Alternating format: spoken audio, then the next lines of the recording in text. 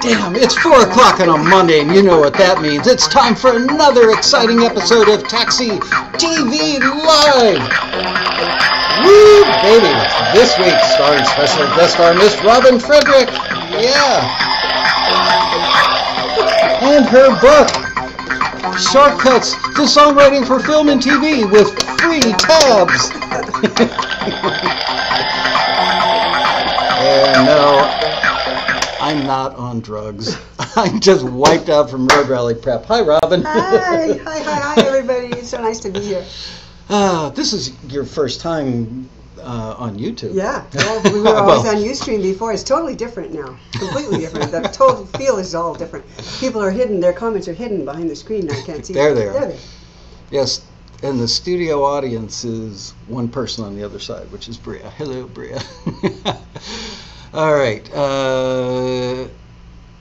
Okay, they've got us because it says, hello, Robin and Michael. Hi, guys. How are you guys? I'm really excited to have Robin here because this is a little bit of a warm-up for the road rally. Every year at the road rally, the ballroom when Robin gets on that stage is packed. It's one of the 3 times during the course of the weekend that it's SRO in the ballroom, and rightfully so.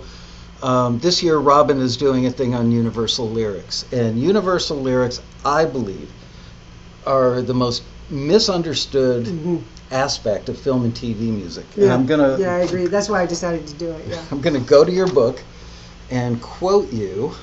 It's also the thing that people tell me is the hardest for them.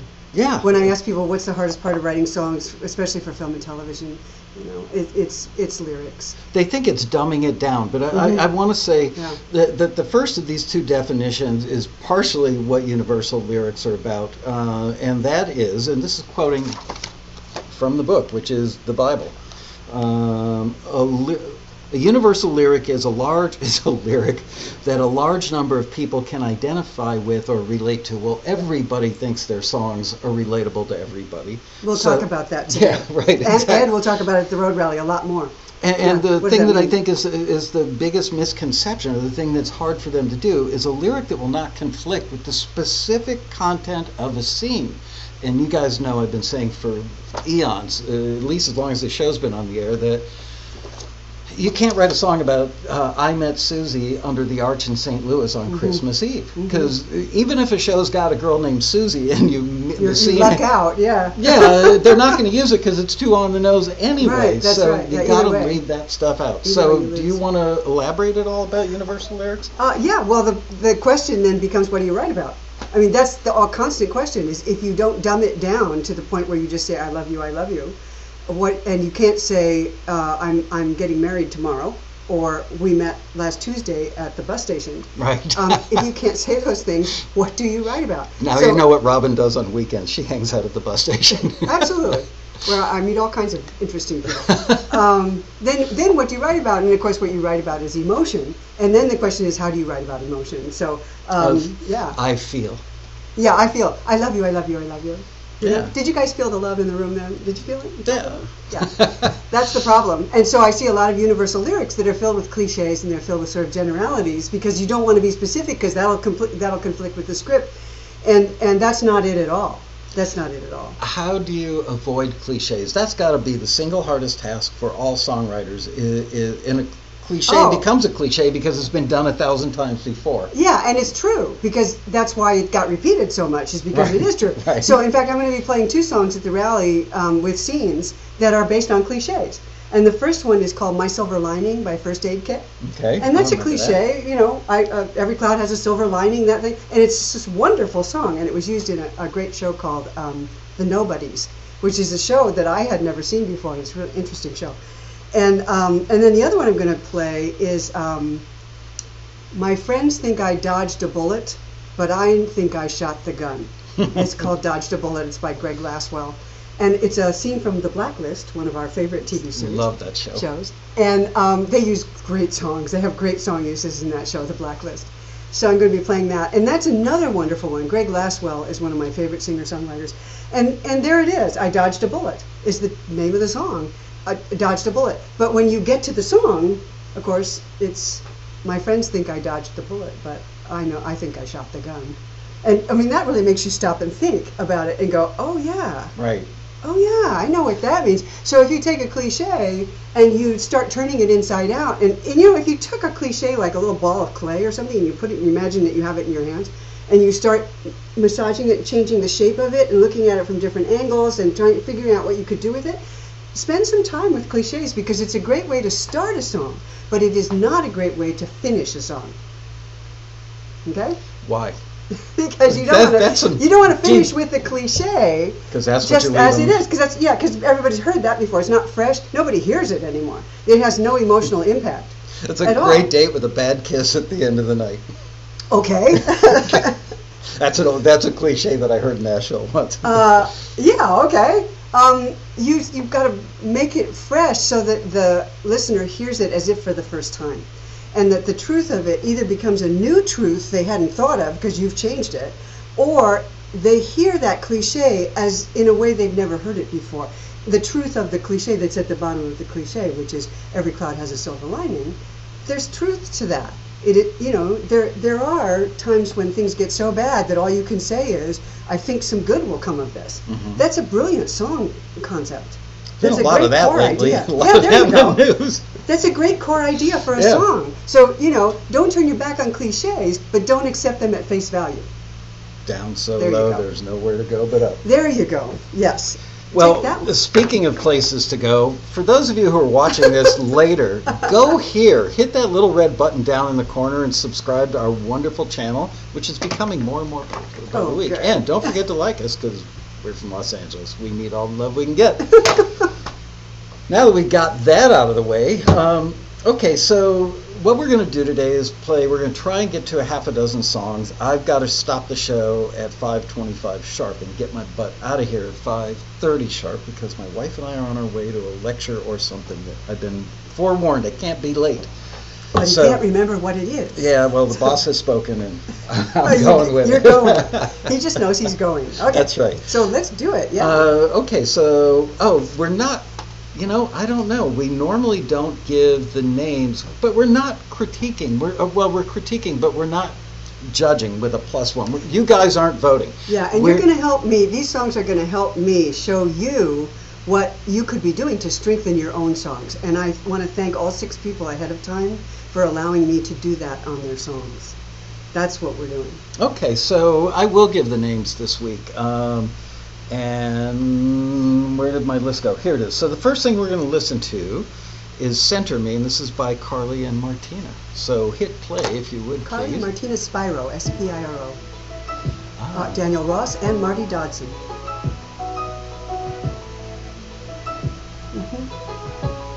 Oh, they're co-writers on it. Got it.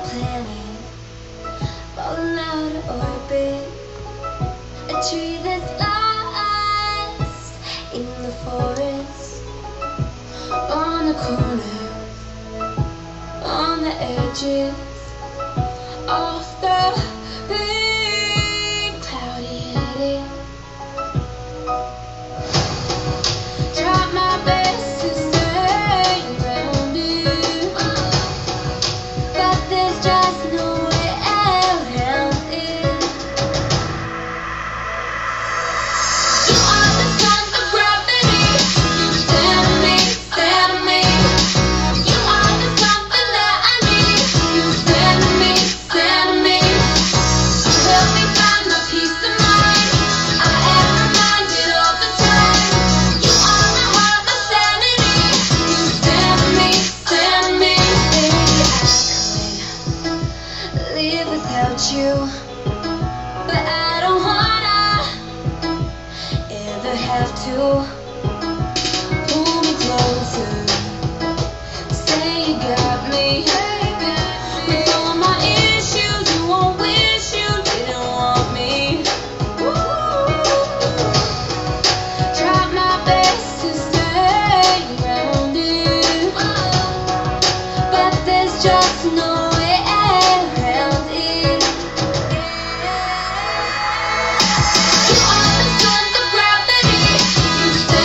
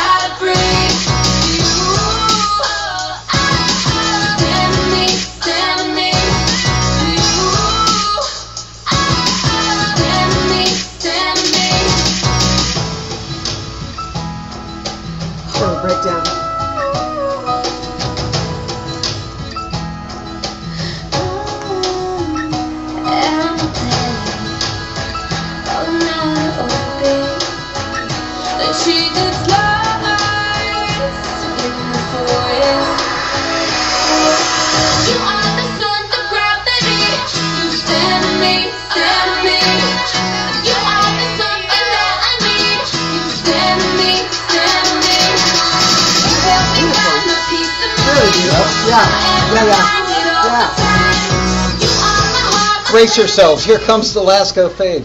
Oh, Just I like- was gonna do it. Just like an SSL. Just like an SSL. Thank you. Thank Totally you. smooth, digital even. That was beautiful. Really, really good. Carly and Martina Spiro, and with Daniel Ross and Marty Dodson co-writing. A really strong song, and I want to say right out front how much I like this. I think that you probably could get a library, a film and TV library to pick this up and be pitching it for you. You might be able to get a placement on something like Freeform TV, which used to be ABC Family.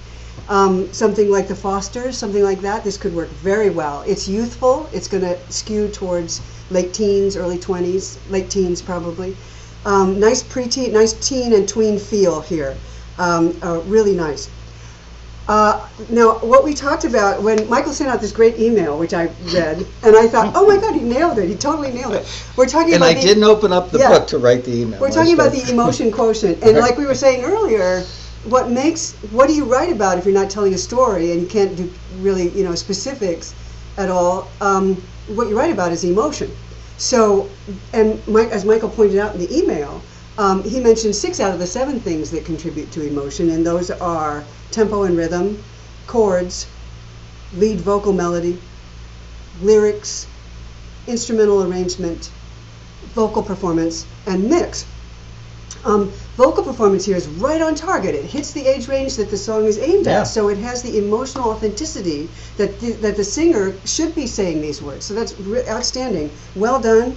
The tempo and the rhythm groove is just fine. It's not so fast that it feels like it forces you to get up and dance. On the other hand, it lets you sit there and think a little bit about what she's saying. It's a song about love, and an important love. So it's got a good tempo and a good rhythm groove for that. Chords are excellent. Lead vocal melody, I really like the way this builds from these longer phrases in the verse and the pre-chorus into the short, choppy phrases in the chorus. It gives it great contrast. And you really know when you're in the chorus, and the energy just punches in. A lot of times we stretch those phrases out in the chorus. This does the opposite, and really a smart choice on that melody. The melody is very, very well crafted. Vocal performance, as I said, is right on target. Instrumental arrangement's very good, and the mix. My concern here, and it's minor, as I said, I think this could probably get placed.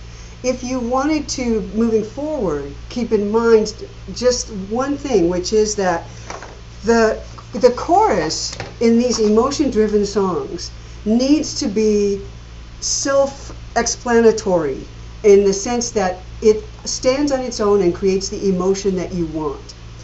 To say "you center me" is a little bit abstract. What does that mean? You are the sun, the gravity, you center me. Okay, the first line does it. The first line says, this is what it feels like. It feels like you are the sun, the gravity. You are the something that I need. Okay, something is a little vague. You center me, you center me. You help me find my peace of mind. That describes what centering is. That's good. I am reminded all the time, you are my heart, my sanity. This is a little bit more of stating than making the listener feel what it feels like to be centered. Now, you can get away with it, but the one thing, what I might suggest for this song, when you get to the bridge, you do a breakdown instead of actually doing a vocal bridge. And it's one of those things that I think people miss an opportunity when they do that, and this goes for all of us when we write instrumental bridges. It can be very short, just 2 lines, but those are the lines where you reveal the emotional heart of the song if you haven't done it already. And one thing that worries me is that the description of centering emotionally, what does that feel like, could be stronger. My heart, my sanity is as close as I get. When I forget how to breathe, you center me, you center me. That's the payoff of the chorus, and it's good. I would love to hear in the bridge, love to hear you just take that a little bit further and come right out. Heart finds soul, deep inside my skin. I know that I'm whole. I'm everything I'm meant to be when I'm with you. Just come out and say what it feels like.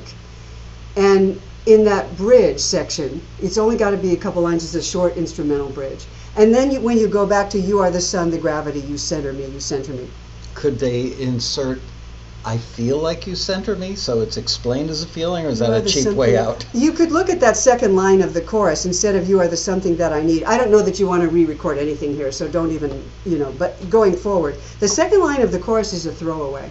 "You are the something that I need" is a throwaway because it's conceptually vague. Mhm. And that's where you could, this song can go where it's to the places that I suggested. It could get signed, it could even get placed, but it's probably not going to get the kind of placement that you might be able to get if you took that second line deeper into evoking the feeling in the listener. What does centering actually feel like in your body? Right. And what are the words you could say with the emotional associations? You've got sun, you've got gravity, that's good. Peace of mind is good, that's centering.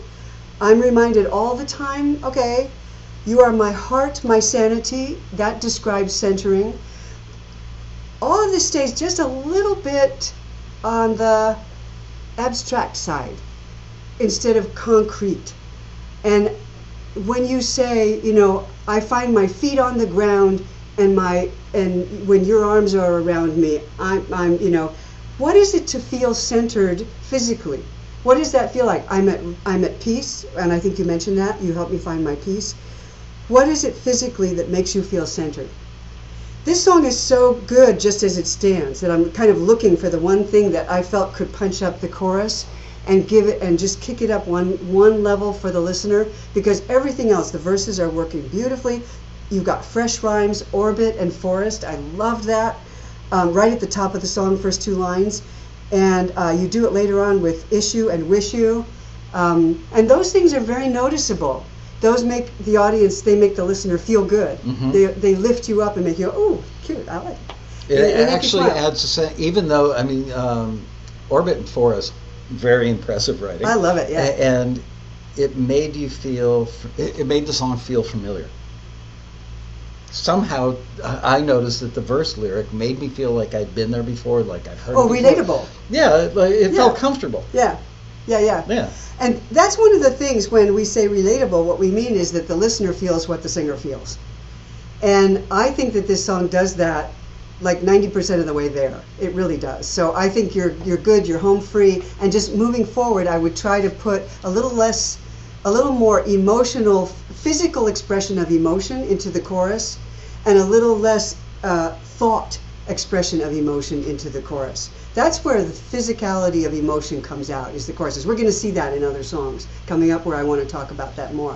Here it's a little bit difficult to explain because it's so close. It really is close. This is really well done, folks. Well done. Congratulations. Yeah.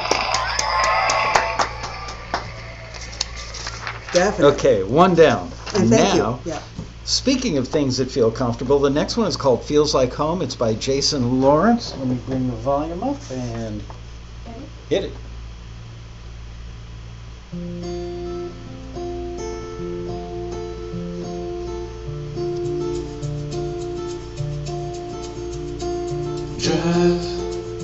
Drive myself across this interstate tonight. There's a hurricane blowing in my mind, so I just drive. Beautiful. Hope there's someone left there when I get back home. Though tonight I may be better left alone, but I still hope, because you always feel like home. Yeah, you always feel like home.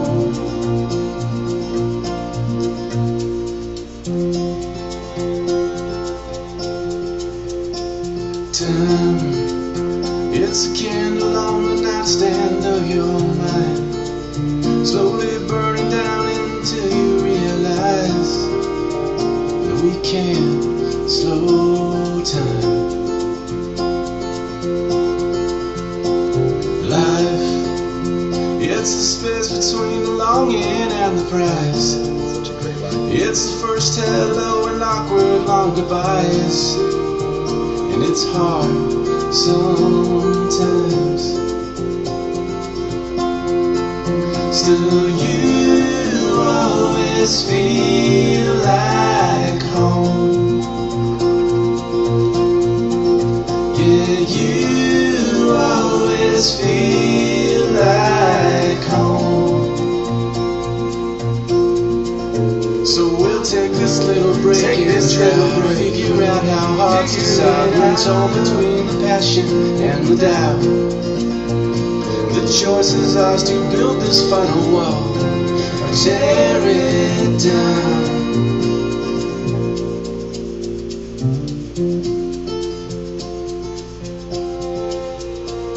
Love, it's the only story never told enough. And it's a smile on your face as we grow old. And it feels like home. No, it's really nice. That is Jason Lawrence. I don't know if we mentioned that. I think I did, but, Oh, sorry. but well, don't be sorry. That was Jason Lawrence. Yeah, there you go. Say it Beautiful, again. really beautiful. There's so much to like here. As we talked about, the tempo and the rhythm groove is very folksy. It's very comfortable. It's easy to listen to, and yet it keeps moving forward. There's plenty of activity in the guitar as this beautiful floating line, melody line floats over it. Chords working great, simple, takes us right back to the kind of contemporary singer-songwriter Which, feel. if I may add something to that, so many people have an issue with sounding contemporary. What do I do? What's missing that I don't sound contemporary? And here's something that's so remarkably simple, yet it sounds contemporary. So go back and listen to this one later. It's a study in how to be simple yet contemporary. One of the things he's doing that works here is he has two long lines and then a short one. And that's one of those things that helps keep the melody interesting and lets it float over. He's singing very long lines over the guitar, the rhythm guitar that he's doing, and that's another thing that works very well. I didn't check to see where the phrases were beginning and ending, but if you take a look at it, I'm guessing he's starting on beat 2. He's not starting on beat Some 1. of them definitely were. Yeah, it feels like it. And that's another hallmark of today's folk, indie folk, Americana style that gives it a contemporary flavor. So lots of things are working here. Melody's working great. The lyrics are beautiful. Instrumental arrangements, simple, but builds nicely all the way through. And the vocal performance is very moving, very authentic, incredible sounding. So as a listener, I'm drawn into the song, and I feel like the singer is speaking the truth. And that kind of credibility is essential when you're working in, whether it's film and TV and you're singing it yourself, or you're pitching it out there and you're singing your own demo. You want it to sound credible. It's very relatable for an audience. The opening verse, drive myself across the interstate tonight. There's a hurricane blowing in my mind, so I just drive.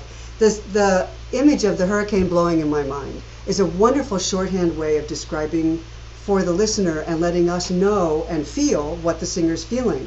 Haven't you've ever felt that your mind is just whirling and things are twisted around and it's going too fast and you don't know where this is going to end, and it could end in disaster. All of those are emotional associations with the word hurricane. And a hurricane in your mind is a very relatable thing. So I love the way it opens. He's driving. He's put us right in the middle of the situation. He doesn't say, well, we had a fight tonight and I had a leaf left and a half. He starts you right in the middle of it, which is really important. Driving myself across the interstate tonight. That's an interesting line because it brings up a question for a lot of people, which is, isn't that too specific for a universal lyric, driving across the interstate tonight? Isn't that telling a story? Isn't that saying I met you at the bus station? It's metaphorical. Saying I drive across the interstate, interstate is almost like a code word for I've driven a long way. I'm outside of my comfort zone. I've left the place I'm usually in, and I've driven far, and I'm going far away from it. And so it gives you the sense of leaving what's familiar and leaving what you know. And so interstate becomes a metaphor rather than, gee, I'm telling a story about how I just drove between, Mississippi and wherever else is next door to Mississippi. So that's a beautiful, strong opening, Jason. I absolutely love it. And then he goes right on to another strength. Hope there's someone there when I get back home. Though tonight I may be better off alone, but I still hope. Beautiful, simple statement of what the singer is feeling. And sometimes you really need to mix sing things like "But I Still Hope," simple statements that are really effective. After you've said things like, "I'm driving across the interstate, I've got a hurricane in my mind, I'm driving," lots of other things, just come back to that statement, make a simple statement, and it's really moving for the listener, and it makes sure that they're with you, that they're feeling what you feel, because after you've given all these metaphors and images and stuff, you may want to just clarify for them, "But I still hope." My one concern with this one is because you always feel like home, you always feel like home. For a payoff to these two just stunning, heartbreaking verses, I would really love to see something a little bit more original. A little bit more, a little stronger. This is a pretty strong situation to be in. You always feel like home is a nice thing to say, but I'm not sure it's as strong a thing to say as what has led up to it. You could try changing it. This is that same issue that we have with cliches, is you say something that people have heard before or they've thought before. It's not really original enough or unusual enough or doesn't have enough emotional punch to really pay off these powerful verses. "You always bring me home" would be would answer that drive idea. You always bring me home. You always show me the way. You always. There needs to be something there that I think is a little stronger than, and probably a stronger action than "feel like." You always, what is it that this person does that home is a great word. Home has got lots of emotional associations. And since you're driving away and coming, home is the place you want to come back to, which is the theme throughout this song. But what is it that person does? And how is that person related to home? You are my home. They center build me. my home. I'm kidding. Yeah. You build my home. What is it that person does so that you have a payoff that is equal to the strength of your verses? I want to mention something really important that nobody in the industry talks about very much, and that is there's a list. I put together a list of 9 keywords that I find frequently popping up until film and TV placements, and home was the most frequently used word. So I'm with you on this. Yeah. I feel like home is fine. The rest of this is so incredibly good that you want that payoff to be like, holy crap. Yeah, That it's like just a gave joke. me- It's like a joke with a weak punchline. And it's not people- weak, just It's so not, we're- but it's not as strong as the rest of the song. And when you're Right. pitching out there against songs by singer-songwriters like Aaron Wright or Gregory Alan Iskoff and these amazing people, Nova Amor, you're out there pitching against them, and you can't have a payoff line that isn't that doesn't make people go, oh, like that. Yes, I've felt that, or I want to feel that. That's the other. And it could be relatable something idea. as simple as you make me feel like I've just come home, or something. Like home, you're right. Like home is almost a throwaway, Yeah. which I've got to say, I'm embarrassed to admit this, but the first time I put my arms around my wife and kissed her when we were first met, I said, "This feels like home." And so I understand the concept. People do. Yeah. Yeah. It's related. It's totally relatable. It's very universal. Just find a way to Yes. make it 25%. The core idea of this song is Yeah. totally universal. And you can start looking around. Just start thinking about other ways to say what it is this person makes you feel. And just make a list. Just list it and list it and list it. How is it? Did you really stop and think? This is the question. Okay. Really stop, think, feel. What does this person really make you feel? And then find the words that describe that. Because this phrase, "you always feel like home," is you're sidestepping it. And I want you to say it. And say it in a way that makes me go, yes, I've been there, I know that. There's an opportunity because Yeah, there is an a opportunity. 2-line thing here, Yeah. and you could almost keep you always feel like home, but it's got to be the response to whatever that first line That's says. a good idea. That's a good idea. You have a line there that you could change one of them and keep I've the other been one. lost and wandering, and now I Yeah. feel like I'm home, or you're home, or something that is the yin and yang of that. Well, the verses are the yin, and that payoff is the yang. But I think you do have room. That's a good point. You have room to mess about with that a little bit. So just sit there, and if you can't beat it, then don't. but try to beat it. See if you can beat it. Don't ever, when you're rewriting, I always say, don't ever throw anything away until you beat it. And once you beat it, you go, oh man, get rid of that old thing. I want this thing now. This is the best thing I ever wrote. Yeah, yeah, that's the key to rewriting happily. Well, great job, Jason. Beautiful, really, beautiful really, song. really strong. Oh, I want to mention one thing about the bridge. So we'll take this little break. It was so, because there were voices overlapping voices, it's beautiful, but I couldn't follow what the lyrics were saying there, and I think it's important. We'll take this little break and try to figure out how the hearts decide. I'm not sure this is a little break. It doesn't sound like one. This sounds like a kind of scary break. When caught between the passion and the doubt, beautiful line. And the choice is ours, so we can build a wall or tear it down. I don't think that's what the song is about. Okay? So watch out, because your bridge should always should reveal what the heart, the core of the song is. That's all. I wanted to be sure to touch that bridge, because you took a shot at it, and I think it's worth taking a little bit longer look at that. Outstanding. Okay. Beautiful. Thank you for that. Great analysis as always. Now we're moving on to Why Should I Make History? Why should I make history? Is that what I said or no? Yeah. Okay, why should I make history? Now let's all say it together. Why should I make history? Yeah. But although that's in the lyric, I think. By Hunter and / Turtle Hill Productions. Okay. Let's have a listen. Okay.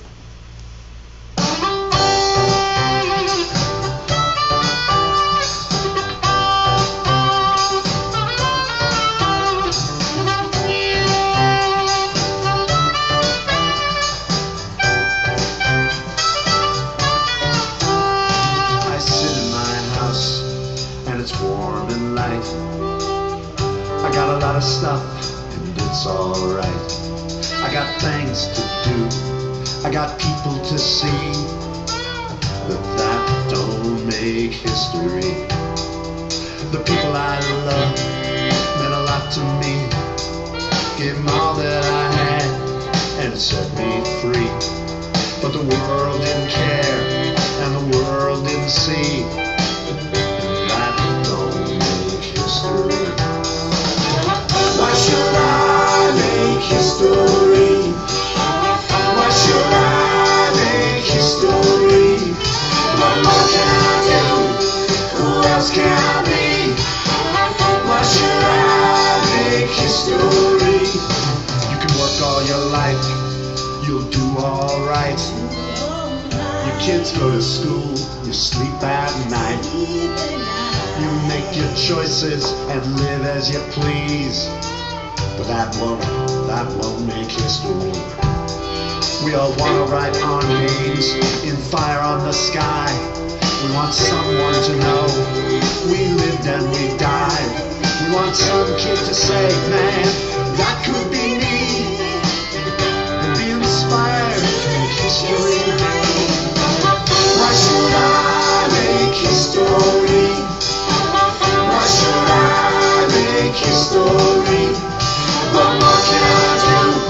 Who else can I be? Why should I make history?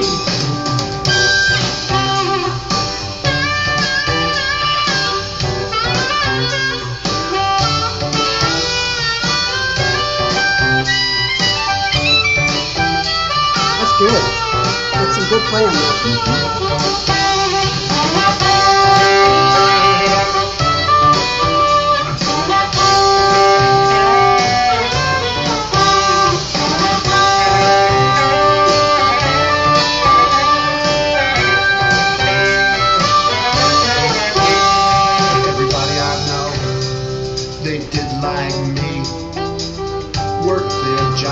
Raised their families.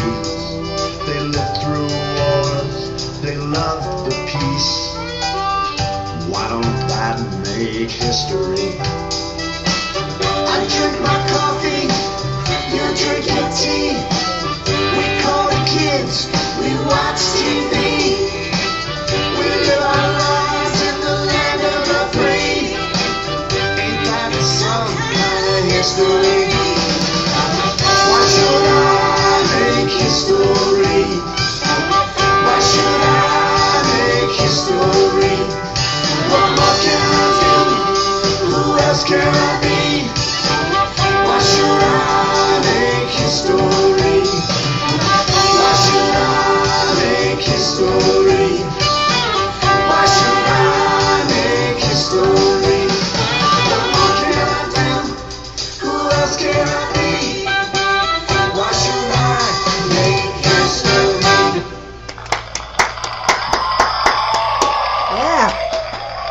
Well done, R. Hunter. Great concept, great concept. The core idea here speaks to everybody, especially the baby boomers as we get older and we want to leave a legacy. And people think about it as, you know, as they get older. What have I done? What have I accomplished? And so it's a great core idea. It's universal, it's relatable, a lot of fun here, and an excellent harmonica break. I don't know if that's you or not, but it's really good. Man, I definitely noticed that. I love the groove. I love that it's got a kind of a swing to it that gives it a knowing feel, you know.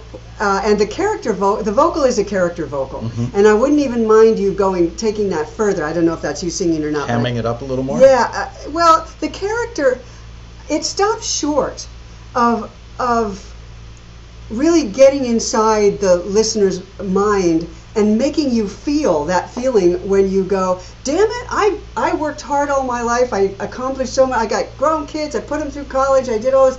This is worth something. It's more of a Tom Bodett story approach than it is. Yeah, you're right. He could go take it up another 20%. I think the vocal could definitely get a little further out there in terms of acting. And so when I talk to people about vocals for film and TV especially, I suggest taking a few acting classes. If not, then pick a reference artist that you think could do this well, Randy Newman, maybe, or somebody like that, and getting a little closer to what those singers are capable of doing, because it is a character song. I want to point out an interesting delineation, because even though you've not said it, I'm guessing that you mean this song should be a featured song and not. I mean, yeah, you could have it ostensibly playing on a jukebox from across a bar that's got peanuts on the floor, but this song is the kind of song that would be brought up. The chorus would get bumped up for a feature. So that's why Robin is saying, because in a lot of cases you don't want the lyric or anything about the song to stick out too much because it's background. You don't want to compete with the scene. But in this case, it becomes a character because it's going to get bumped up. And there are scenes that would use a song like this. At a certain life-changing moment, the character stops and takes a walk, and, you know, there's a wonderful scene in Garden State, which is famous for its song use, that film from 2004, and they're playing The Only Living Boy in New York as the characters stand above a rubbish dump throwing their stuff into it. And that's the kind of use that you could get on a song like this, because even though it mentions specific things, it runs through the gamut of things that people feel like, this isn't such a small thing. We treat it like it's a small thing, but it isn't a small thing. Now I want to talk about the chorus for a second, because as Michael says, this is the kind of song where the chorus would really be brought up to summarize what the characters in the scene are feeling and going through at this life moment. Why should I make history? Just like we've seen in a couple, I think both the other songs, there's a repetition here. And yes, in film and TV songs we do see a lot of repetition, but the repetition of those lines are very emotional lines that really sum up the whole song. This one, why should I make history? If that's the only line you hear, it won't stand alone. And so if they bring up the chorus and you haven't heard the verses that precede it, the line, why should I make history, out of context. Maybe out of context, and it will be out of context, and people may not, it doesn't have emotional impact without it. You may want to take a look at the second line of the chorus. Why should I make history? I'm, not these words, but in so many words, my life is important, I am just who I want to be, and my life is what I want it to be, and it is important.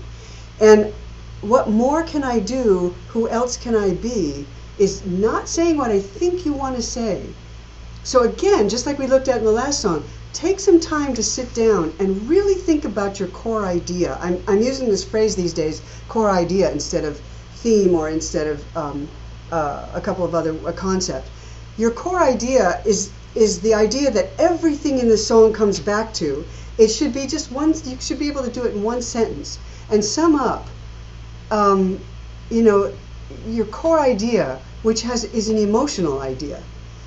What is it that the singer is feeling? Is it frustrating to feel like people don't really get how important life is, or is it kind of, just a quirky, or does he not get it, or is he, in other words, we know where the song is going. The first time that you say, but that don't make history, We saw it. I sat in my house. It's a warm and light. I got a lot of stuff.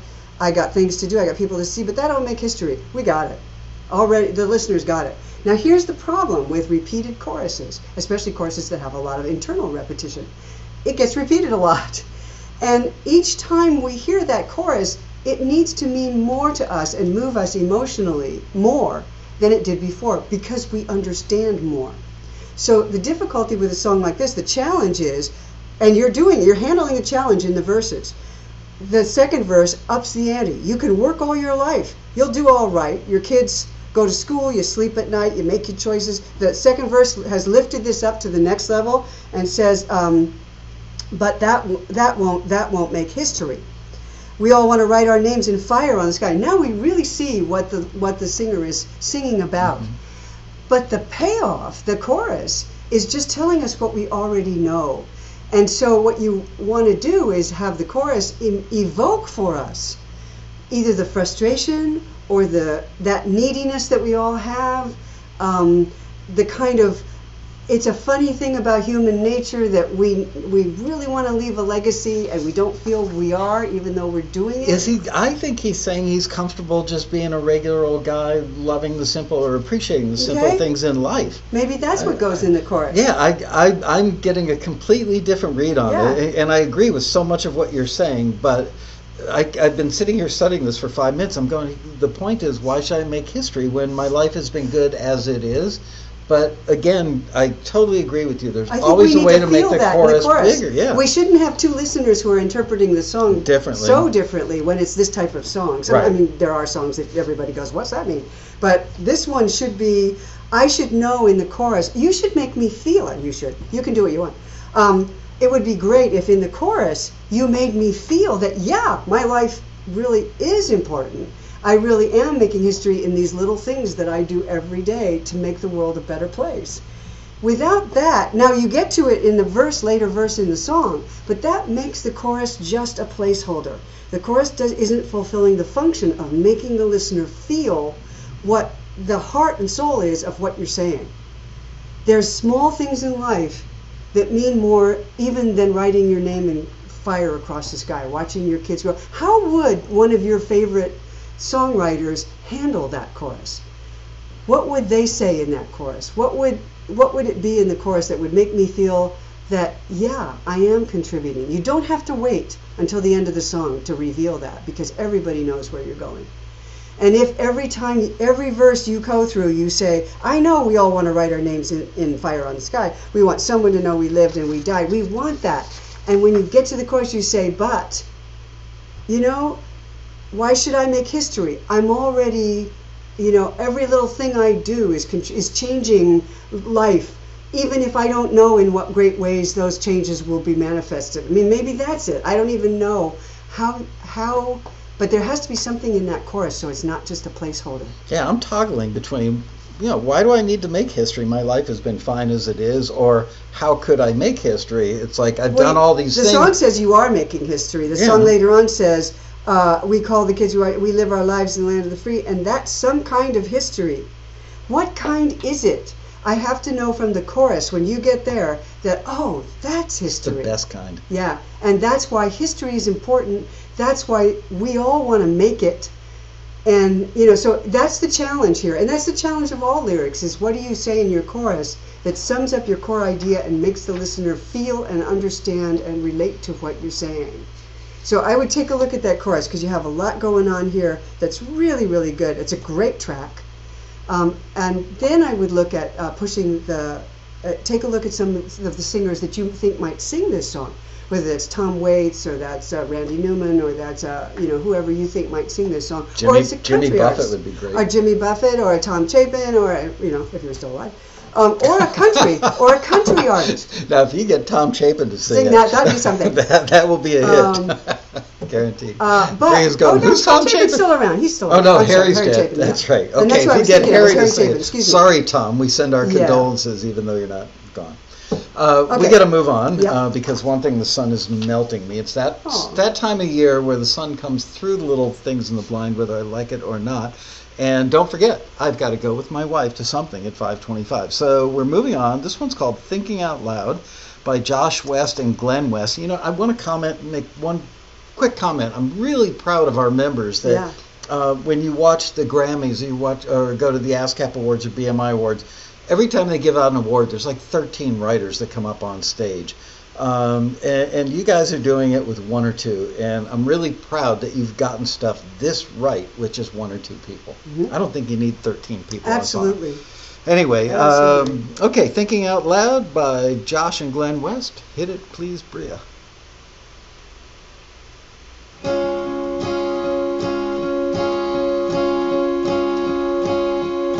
I woke today to the headline, the world's on fire. Oh, it's not fine. My heart is sinking. Voices shouting to be heard, then fists raised, saluting the upside. I wish I was dreaming, and I'm tired of thinking. Take me to a simpler time when I could find the reason and rhyme. Four-leaf clovers picked from the yard. Make a wish on a falling star. Yeah, I was just thinking out loud, thinking out loud. Throw a penny in the wishing well. Cross your fingers, but it's hard to tell. I was just thinking out loud, thinking out loud.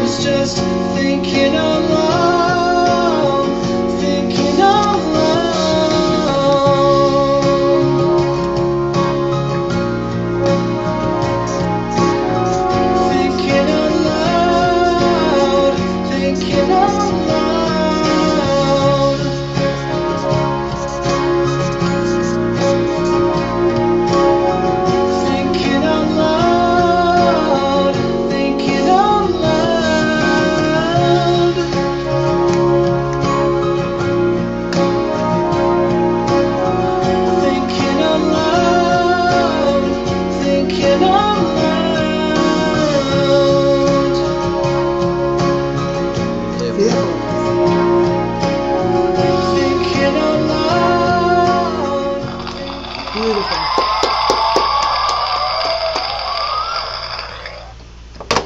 I love that vocal. I love the singer on this. Really beautiful. A lovely kind of Beatle-esque style track that really underscores the idea beautifully. I want to go to a simpler time and leave this, a beautiful description in the verses of what's happening and what the situation the singer finds himself in. I woke today to the headline, "The world's on fire, all's not fine." And the melody underscores that, all's not fine. Beautiful, absolutely beautiful. And the vocal performance itself has a yearning quality about it that's very moving. Pre-chorus, "Take me to a simpler time, when I could find the reason in rhyme." I would see if you could find something a little more fresher to replace reason and rhyme. "Take me back to a simpler time." But it's okay. It's okay.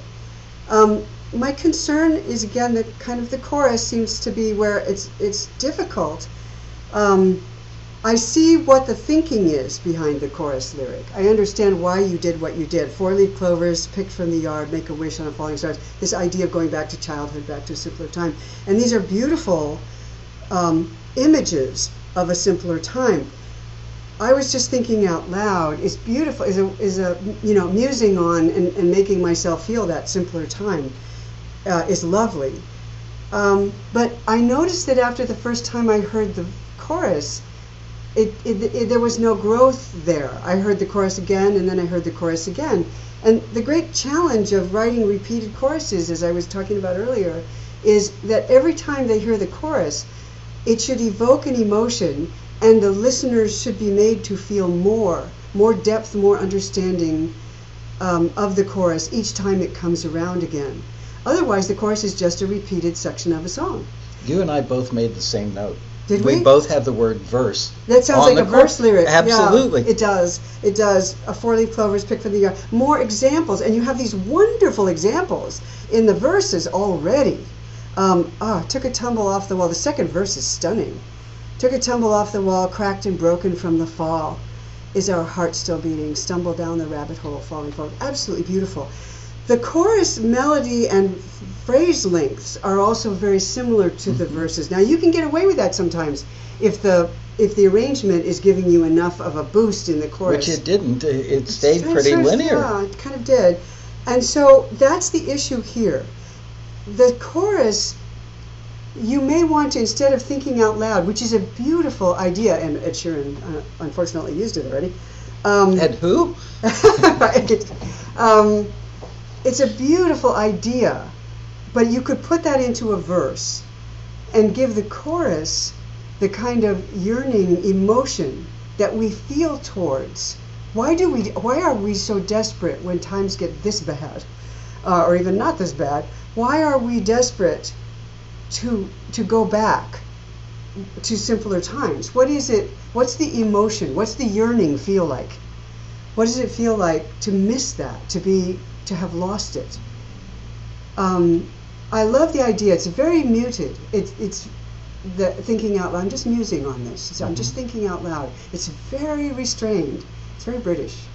And but I think that you could take that chorus and try a rewrite that gives it more contrast melodically and more contrast also lyrically, while maintaining this idea of yearning and need for the simplicity that's at the core of peace and happiness.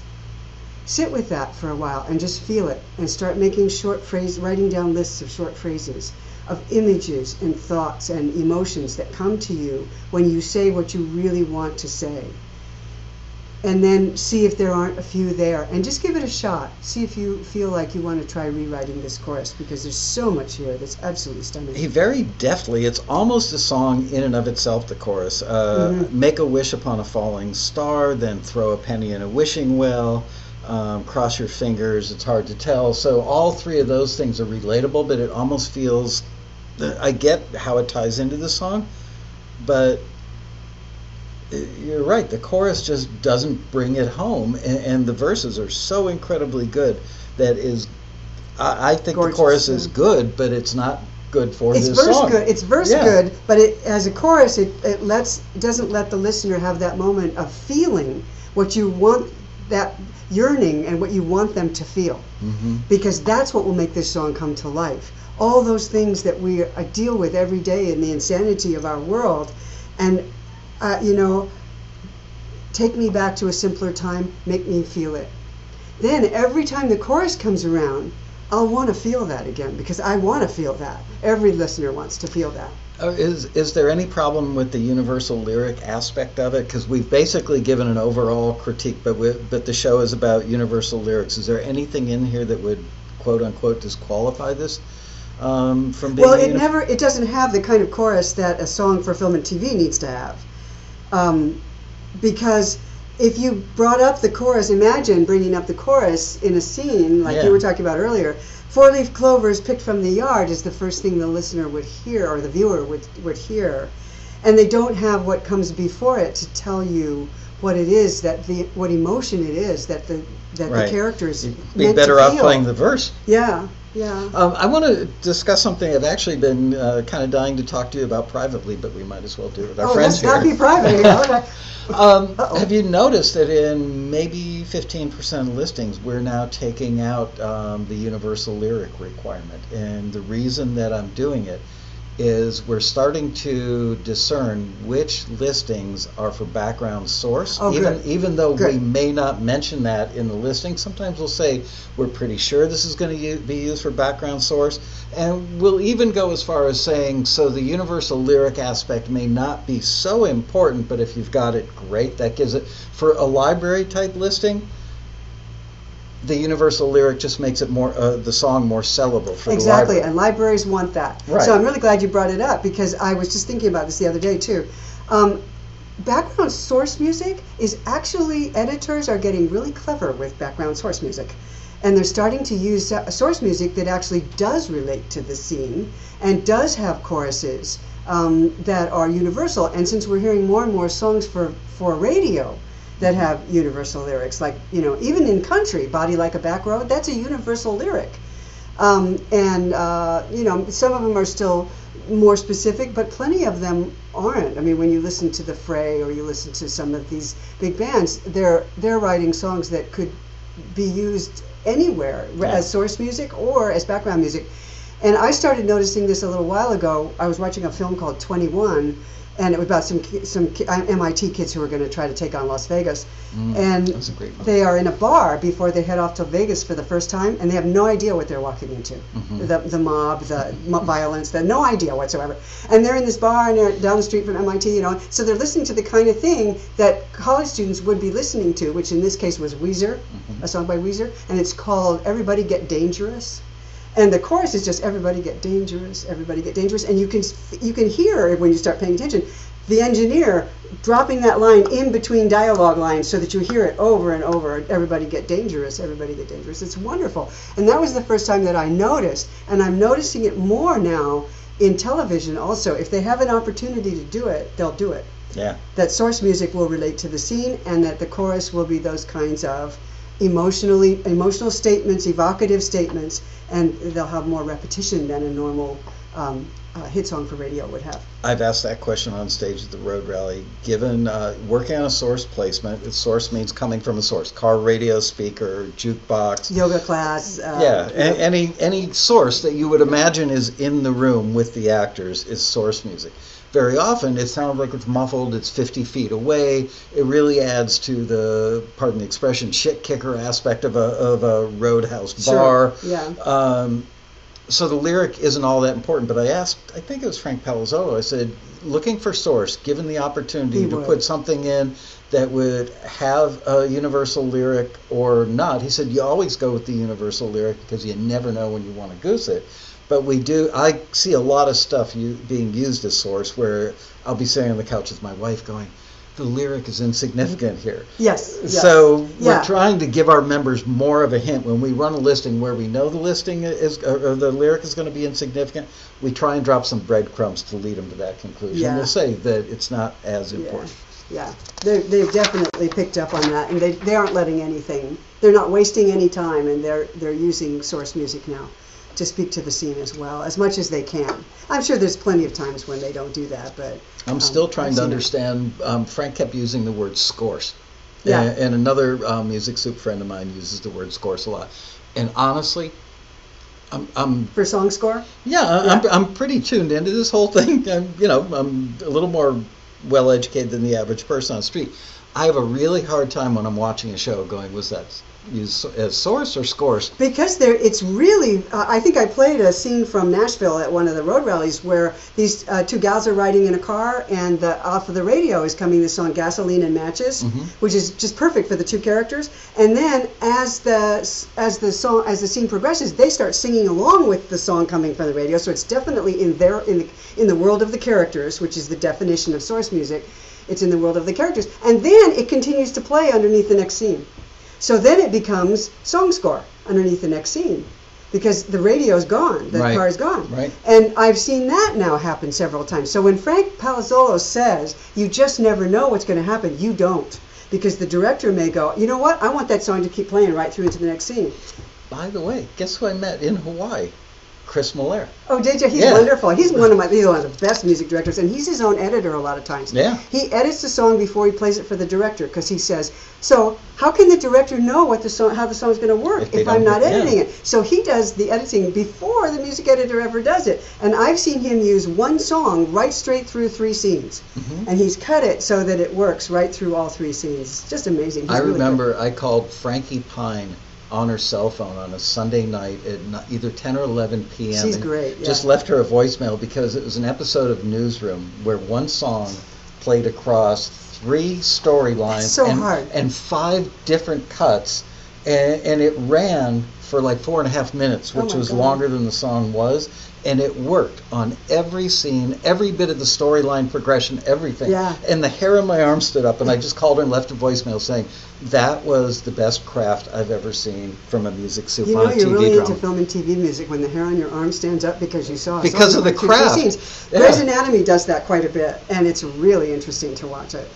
When a music supervisor pulls that off, you know that they went out and had some birthday cake that night. It's not just about picking music because it's cool or they like it. They're employing a craft that I believe that the really good music soups have the kind of craft that Nashville songwriters have. Yeah. It's a craft. Yes, and they also want to fall, and by the way, they want to fall in love with the songs they use.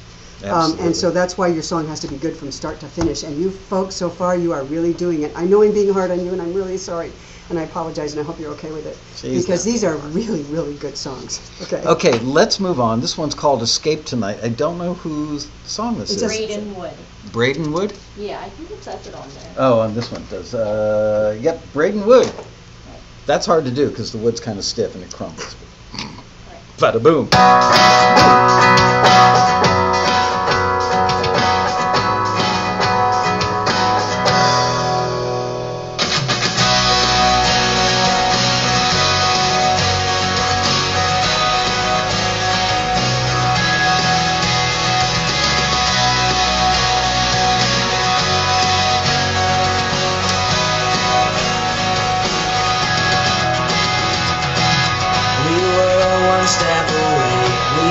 Set to escape, set to never come back. So close to our big break, so close I couldn't wait. I thought we were on track, but then you came home and said we're done. My world just fell apart. Scared of what was still to come. Never let us start. Well, I just want to say that I love you, even if I'm not your guy. But if you change your mind and decide that you want to, we can still escape tonight. And we can get away tonight. Days went by without words. We both knew we were hurt. Then you called me one night. You told me not to leave. You told me that you needed me in your life. So then you left with your hand in mine. We sped down 75. And as I drove, you turned and said the sweetest words I'd heard all night. Well, I just want to say that I love you, even if I'm not your girl. But if you change your mind and decide that you want to, we can still go see the world. And I will always be your girl. And as the years went by, we never lost the light. We kept that flame alive. Yeah, it was like a dream. We had everything. We both knew it was right. So I thought back to that night when I said I just want to say that I love you, even if I'm not your guy. But if you change your mind and decide that you want to, we can still escape tonight. Really sweet. Yeah. Yeah. Another good teen tween song would work well for freeform TV, place like that. Good energy in the track. I really like the jangly style and the energy, the tempo, groove, everything's working. The guitars are working really well. This is a really interesting situation. It's got a good catchy chorus. You're switching between the, as I'm following the lyric, I can see what you're doing, which is switching from I just want to, even if I'm not your girl is the second chorus, and it's parallel to even if I'm not your guy. Because what you're saying in the song is days went by, then we went out again, and you turned to me and you said, well, I just want to say that I love you even if I'm not your girl.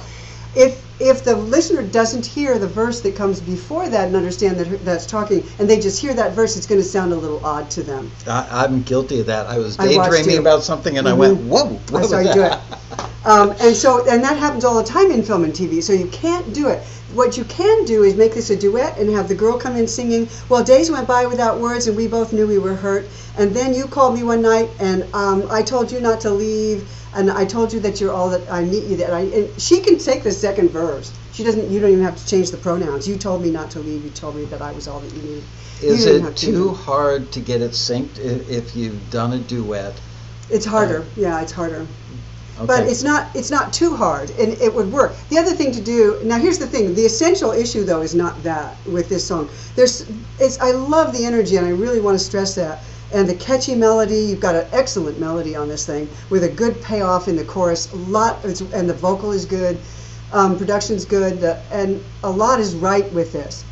The issues, and it took me a long time before I finally figured out that universal lyrics almost always take place in the present. And the reason is because as soon as you go back to the past, you're telling a story. Right. History is a story. And so this has quite a lengthy story in it. And it's a confusing story. We were one step away. We were set to escape, set to never come back. And I'm not sure where they were escaping to, but that's okay. So close to our big break, so close I couldn't wait. I thought we were on track. Now, up to this point, it's still very kind of vague what the situation is. But then you came home and said, we're done. My world just fell apart. But we don't know why she said that. But that's okay. She comes in and breaks it off. Here's the thing. By telling a story, this takes it out of the realm of being universal. You have just told us an entire storyline that the script would tell us. Right. And so you really can't go there for a universal lyric that's emotion-driven that would get used in film and television. This type of song, being teen and tween, like this, the only radio station that would play it would, like, say, be Disney Radio or Nickelodeon or something like that. So it can't be a radio. It's not really a radio hit. But it isn't film and TV either, so you're caught in between. And I think your best bet is to take a look at your chorus is real strong. Well, in the present tense, I just want to say that I love you, even if I'm not your guy. But if you change your mind and decide that you want to, we can still escape tonight. Just use that as the core of your song. Now, and then go back to your verses and figure out how you rewrite these to drop the listener into the middle of this moment in which he is saying, I just want to say that I love you. I know that we've had, we've been around about this before. And I know that I love you, and I'm sure that you love me because I can tell every time you look in my eyes. I mean, in other words, keep it in the peak moment in the current situation. And the history of it will become apparent. There's a wonderful song by Taylor Swift called Style. And she opens it with, headlights in the driveway, you're coming to pick me up, we're going to go, oh, no headlights in the driveway, you come pick me up, we go drive tonight. That's the present moment. When she gets to the pre-chorus, the only thing she says is, we've been round and round through this before, and I always know how it turns out. That's the backstory. Mm-hmm. And then she goes right into the chorus, which is a description of these two incredibly physically attractive people and how it's irresistible, and they're going to go around and round about it again. You know they are. That's all you need to know of the backstory, is what is it now? What's happening now? What do I feel now? And then you can just throw it in a couple of lines. I talk about this a lot lately. I'm going to be talking about it at the Road Rally also.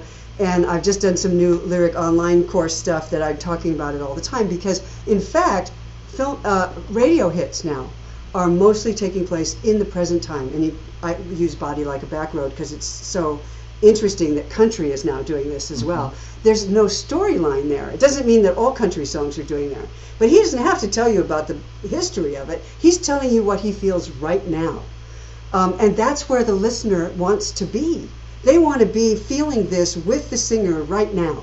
So put us in the situation facing her right now and saying, I know we've had our troubles. I know we've gone round and round about this before.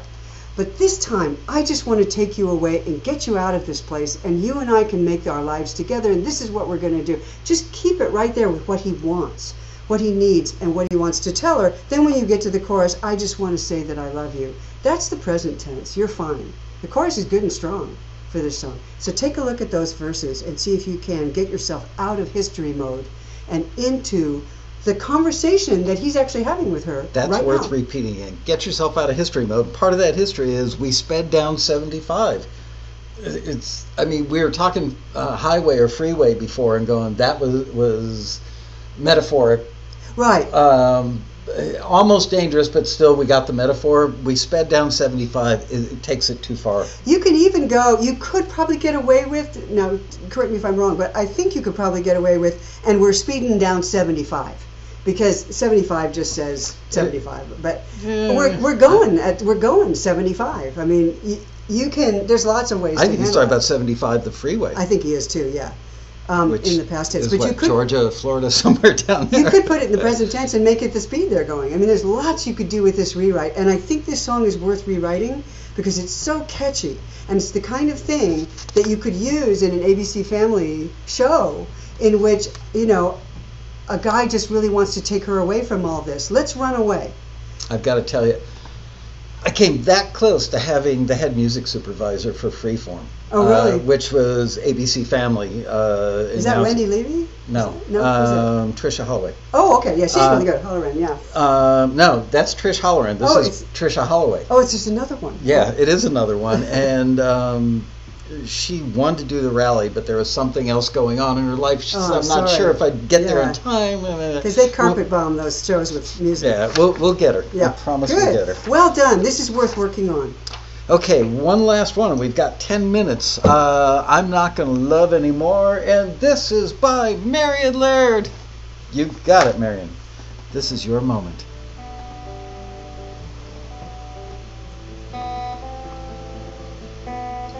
I'm not gonna love anymore. I'm not letting love through my door. These fickle emotions leave my heart too sore. No, I'm not gonna love anymore.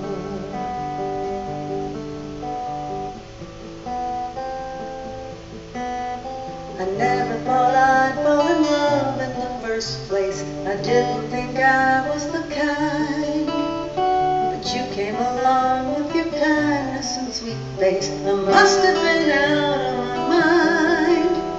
Now my heart is broken and I can't stop thinking, if I'd only guarded my heart, I wouldn't be feeling like my world is sinking and my life is falling apart. Well, now that it's over, I'm picking up pieces of my shattered dreams and desires. I've had it with romance, 'cause it's such a wild dance, and it's like me putting out fires. I've decided I'm not gonna love anymore. I'm not letting love through my door. These fickle emotions leave my heart too sore. No, I'm not gonna love anymore.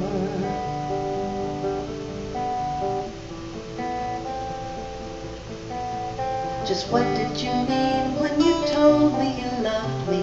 I thought you and I were ideal. When you changed your mind, even though I said I see, I really don't know what you feel. I thought we both wanted a life with each other, and never thought our love would end. Guess that we don't understand one another. You only want me for a friend. My friends think I'm crazy, or maybe I'm lazy, 'cause I don't want somebody new. But why should I hurry? I don't need to worry, since I am still not over you. I've decided I'm not gonna love anymore. I'm not letting love through my door. These fickle emotions leave my heart too sore.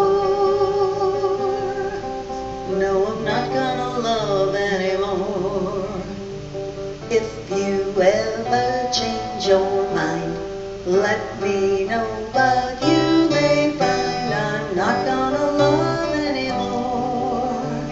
I'm not letting love through my door. These fickle emotions leave my heart too sore. And no, I'm not gonna love anymore. And no, I'm not gonna love anymore. Unless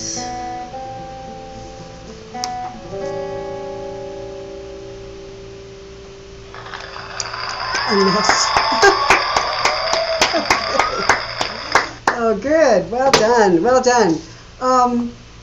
I have a question before I launch into this, which is, who co-starred? Who was the female singer who co-starred in Grease? With the dark hair? Yeah. Come on, guys. Come on. Oh, she's famous. Yeah, yeah. I know exactly. Australian. Yeah. Who co-starred in the gal who co-starred in Grease? Come on, guys. You can answer that. Olivia Newton. Oh, thank you. Oh, co-star. I thought you meant Olivia the Newton-John. girl with the dark hair that was her best friend. Rizzo. Who played? Well, there was That was Rizzo in We're a losing different it here. movie. I definitely want to talk to you about this, Marion. This is a song. The reason I asked, I had a reason for asking about that. This type of song could have been a hit in the 1970s. The kind of song that Olivia Newton-John would have covered. There's a lot here. It's a catchy melody. It's very sweet. It's got focus on a central idea. That's the kind of thing that this type of female singer used to sing about. It's changed over time, and that's the challenge for someone who can write well, but is writing in a period style that just isn't contemporary enough to interest current film and TV or radio. I did notice, because I've been, I always am cruising looking for film and TV songs. There are a lot of film and TV shows using 70s songs right now. This Is Us, and I think How to Get Away with Murder, and I mean, there's a whole bunch of them. I kept looking at TuneFind, and I kept finding 70s and 80s songs. But they're using the real deal because they can get them fairly cheaply. So it's difficult to say, well, I could write it, I could make this Olivia Newton-John type song and see if I could pitch it, because they have access to those songs. They have the budget for those songs. one of the things I see here is at least 4 good songs. You've got a very involved situation. And for example, if you ever change your mind, let me know, but you may find I'm not going to love anymore. That's a whole song right there. That's your bridge and the first line of your last chorus. That's a whole song.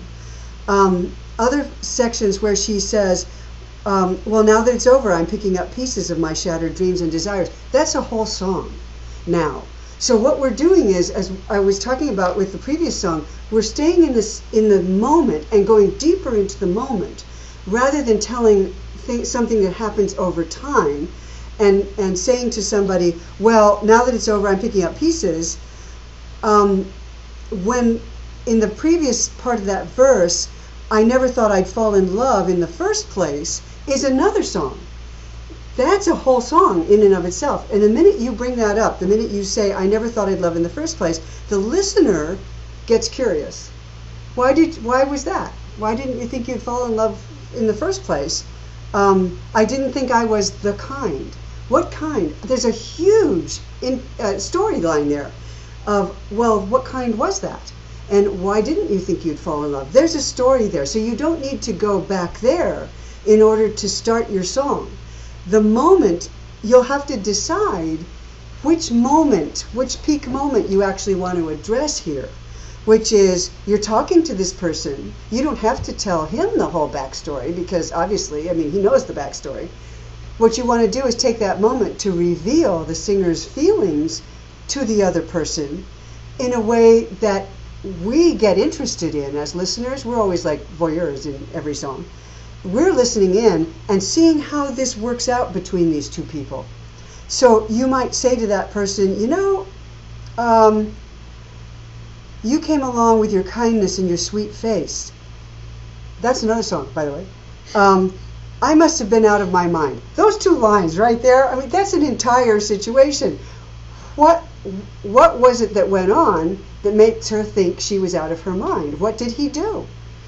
She can stand right there and say to him in the present tense, when you did this and this and that, I realized I was in love with your sweet face, but underneath it you aren't so sweet. Boom, right there. That's an entire song. So you want to give us examples of what is meant here, examples of what this person, what you might do or did do or are doing. I'm not explaining that very well, I'm sorry. Probably examples would not be the best way to approach this one. What is it that happened that made you a person who's skittish about love in the first place? You, the singer, who's skittish about love in the first place, fall for this person. And what did that feel like? And then there's probably a separate song that says, you know, when I overcame my objections, I had to overcome some objections in order to trust you. Now that I trusted you, I found out that I can't trust you. I mean, this is a complicated situation, and you need to pick your moments. Mm-hmm. So you've got like 5 peak moments here. Pick one, put yourself in the situation, and as I've said to other people, imagine yourself in the situation, put yourself in it. What does it feel like? What do you see? What objects, what things are important? What do you hear? What emotions are you going through? What effect are those emotions having on your body? Does it make you want to run away? Does it make you want to stay and shout? Does it make you want to whisper? Does it make you want to hold the other person? What does it make your body need to do in that moment? And that's an entire song. That's contemporary lyric writing for film and television, for radio, for whatever you're doing. Take your time and go deeper. We didn't used to do that. It took the revolution of Joni Mitchell beginning to go deeper, and people saying, don't release that album because it's too personal.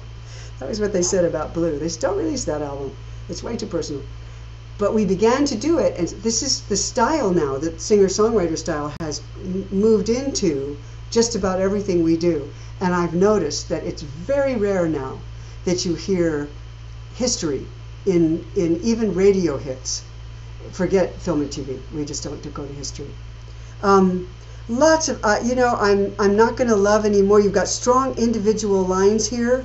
These fickle emotions. We don't really use the word fickle too much. You're probably filling a syllable. You needed a double syllable. That sings really well. But beware when you start using a word like fickle. Tell us, what does that mean? What kind of emotion is a fickle emotion, and what's wrong with it, and how does it make you feel, and why don't you want fickle emotions? You have to ask yourself more questions, which we didn't ask back in the 70s when we were writing love ballads. We didn't ask those questions. Everything was more abstract, and you could get away with making statements, and people believed you. People don't believe you anymore. There's a real credibility gap here with listeners. You have to make them believe you by making them feel what you feel. And the minute they start feeling what you feel, you're home free. They're your best friend. That's listeners. That's one of the great tricks of getting listeners involved. If you are coming to the Road Rally, you're speaking at 11 o'clock? On Saturday morning. Saturday morning. Mm-hmm. We will sell the book there, but for those of you who aren't coming, order this book. If you can see the detail, the craft, and what Robin's talking about. It's in this book. It's not in any other book. I mean, even if there were other books, they couldn't possibly be this good. I'm surprised there aren't, but there aren't. So it's because nobody else understands it like you do. Nobody else would be crazy enough to spend a year analyzing the difference between songwriting for film and TV and songwriting, period. See, you figured it out. Yeah, well, I figured it out a lot. I was there for the whole thing. A lot of people think, well, just if I've got songcraft, that's enough. It's not enough. This is a different kind of songcraft. That's right. It's emotion and song. It's songcraft with emotion. It's songcraft at the service of emotion. Always at the service of emotion. Go deep into what you're writing about. Feel it. Get the listener to feel it. Outstanding. And thank you. I want to thank you all again for letting me do this to your songs. I really appreciate it. It takes courage. It does. It really does. I know how it hurts. I know how it feels. So I appreciate it. And the songs today were spectacular. Yeah. Really spectacular. So thank you again for letting me just nitpick you to death. I hope it was worth it. Thank you for being here, as always. It's my pleasure. You bring something to the show that nobody else does, and very much appreciated. So be at the Road Rally. It's coming up November 2nd through the 5th. We're like 10 days away from the Road Rally. If you're watching the show, the archive, go to the website, taxi.com, click on Free Convention. It's an astonishing event. I'm a little biased because I kind of own the company, but you know what? People write letters that bring tears to my eyes after the Road Rally. So there you go. Come to the Road Rally. There is no Taxi TV next week because we will be in, holy crap, the Road Rally is coming in a few days, panic mode. So we will see you guys the Monday, November 6th after the Road Rally with our very own Marcus, get a tickle in my throat, with Marcus Cohn and Sherry Milano. That's Sherry Milano and Marcus Cohn. And come and see me at the Road Rally. I'll be at my booth the whole time. Come and see me. And I think I'm going to be doing some lyric critiques, real quick ones, at the booth. Yeah. So come and see me. I bring a lyric with you. I'm dying. I've never died on the show. Turning red. Bye, you guys. See you in 2 weeks. There it is.